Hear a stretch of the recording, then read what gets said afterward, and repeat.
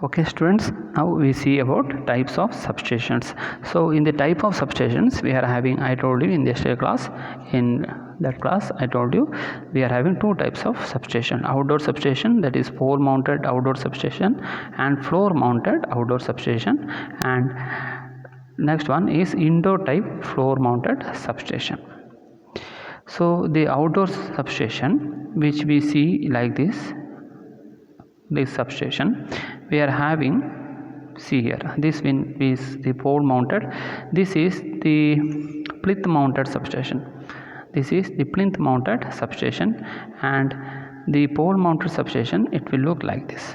It is of H type of pole, so see there, this will be pole mounted substation, this will be pole mounted, and here we are having a gang isolator, 11 kV line will come, and this will be the outcomer, this will be the outgoing, and this will be the incoming.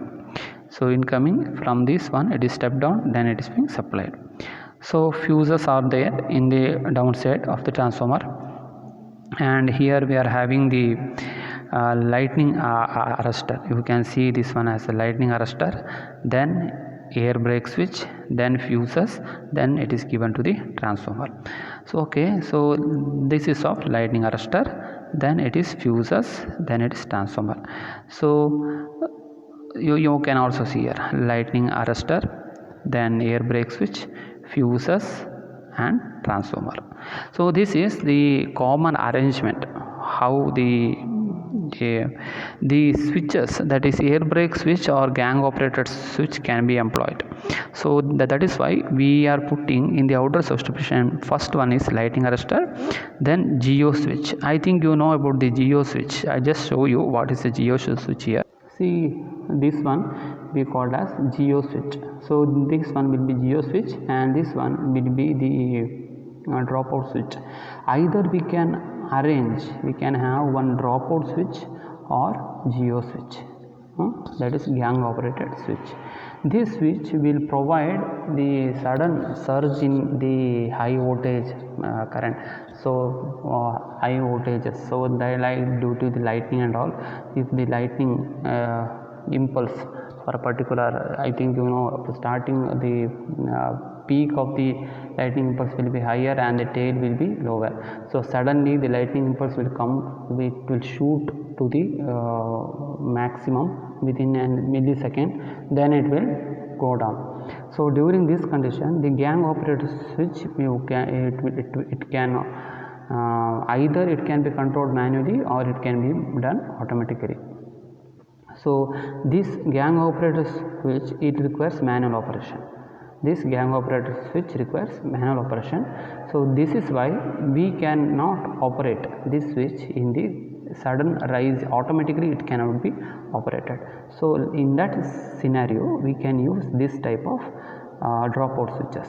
So dropout switches, you can see the copper colored one thread is there, so that one is the fuse here, that one is the fuse here, and the brown colored is there, so that one we can call as the, so this one we call it as fuse.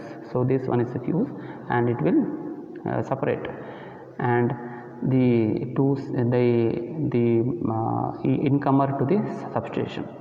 So here we are connecting the 11 kV, and here we are connecting the transformer.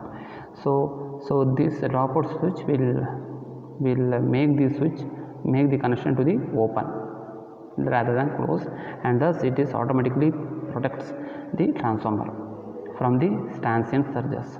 But this gang operated switch, it requires manual operation. Okay.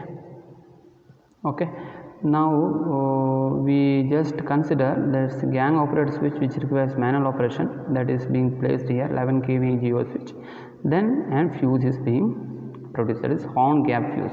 I think you know about horn gap fuse. If you don't know, I will just show you what is this horn gap fuse here.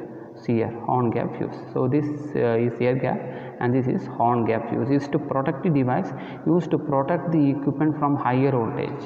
Horn gap fuse is a thin wire element compared to load line. When a high current is drawn from the line, fuse wire melts and protects the equipment. It consists of a horn gap.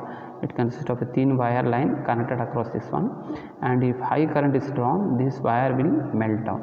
So I think you can see the horn gap line in this circle here. This here you can see an horn gap line. Here in between this one you can see an small line here. You just notice, just zoom it, and you can able to see an horn gap arrestor, HGR type of arrestor. So like this. So here you can able to see clearly. So horn gap, this one is a horn gap arrestor, HG. This is a horn gap, and this one is the G, gang operated air brake switch, and this one is the lightning arrestor. Lightning arrestor, gang operated switch, GO switch, and HG fuse, horn gap fuse. അത് മൂന്ന് നോക്കണം. ആദ്യം lighting അറസ്റ്റാണ് വരിക ടോപ്പിൽ, പിന്നെ അതിൻ്റെ താഴെ വരുന്ന GO switch or drop out switch, രണ്ടും ഏതെങ്കിലും ഒന്നുണ്ടാവും.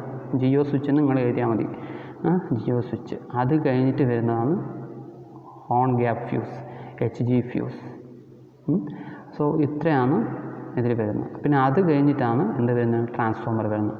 So this transformer is 11 kV bar 415 volt transformer, and the transformer star connection is grounded, and this is of 3.5 core cable. So why 3.5 core cable?